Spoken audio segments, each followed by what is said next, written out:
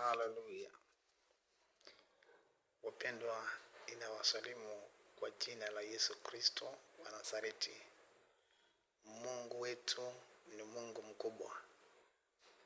Mungu tuliyemuita atusaidie ni Kristo. Na ninashukuru kwa sababu Yesu ni tofauti na wanadamu. Biblia inasema ya kwamba Matthew 11:28. Biblia inasema ya kwamba uniite nami nitakuitikia. Na hiyo maandiko ambaye Matthew 11:28 akasema njooni kwangu ninyi mliosumbuka na mzigo. Kuna watu wanateseka, kuna watu ambao hawalali, kuna watu wanapitia mambo magumu.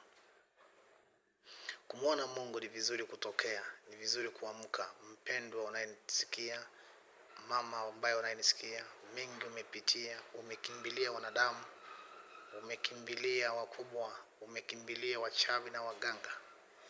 Kuna mama moja alitokwa damu miaka 12.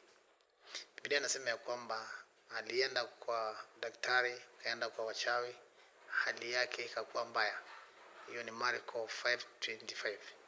So hatujaona msaada huyo mama alipata, lakini alipojua kuna Yesu alikuja tu kwa nyuma akamgusa.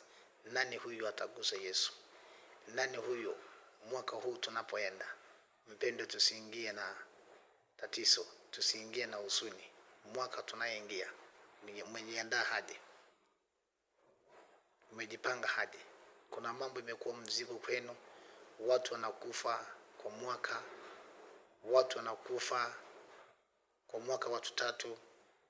Kuna mambo inafanyika, ndoa haijapatikana kwenu.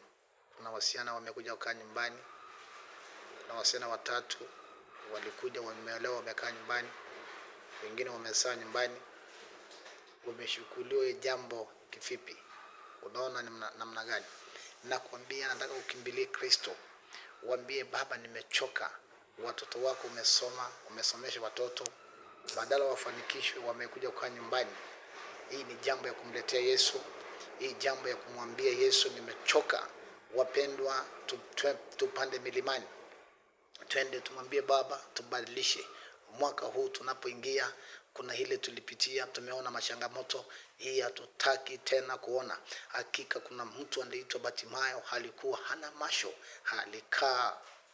alikataa kuwa kipofu. Alienda kumuita Yesu, alimwambia njoo, na huyu mtu alikuwa kipofu, alikataa kukaa hiyo hali. Kuna mtu anaitwa Zakayo, alikuwa mfupi, alitafuta mbinu ya kupanda miti.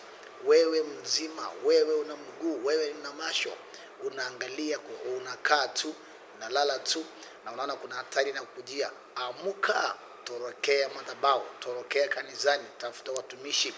Hana hakuwa na mtoto, aliteswa na Penina. Biblia inasema kwamba Penina alimnyima mtoto ya kumtuma. Hana alikuja kanisa akalia. Nataka mtu atakayelia, nataka mtu atakayemgusa Kristo.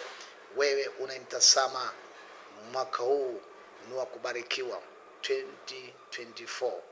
Washa ukajipanga vizuri. Unapoingia, imebaki tu mwezi kidogo tu. Amuka, washa kukaa kwa nyumba si yako, washa kurenti nyumba si yako, ukalala vizuri au unakula tu. Unaona mambo inaharibika, unaona mambo iendelee vizuri, unaona watoto wafanikiwi. So ni nini unaongojea mpendo? Kuna ndoto uliona ukikufa, kuna ndoto uliona ukiwa baharini, kuna ndoto ukiona ukifukuzwa na ndovu. Mainyo tolno ngana lankai, mainyo toy shiragankai, maybe leganyanga iko na kyara, maybe leganyanga iko lari kok, maybe leganyanga yana account, maybe leganyanga ofisi. Mwaka yote umekaa kwa hiyo kazi, hakuna mafanikio, hakuna kitu ulifanya mwaka mzima. 2023 imeisha. Nini umefanya basi? Umejenga plot gani? Ajang ngisho na jingang, ajandara na jingang. Tangu lokasi lijenga. Ajangera mutinyi tereto. Ajangera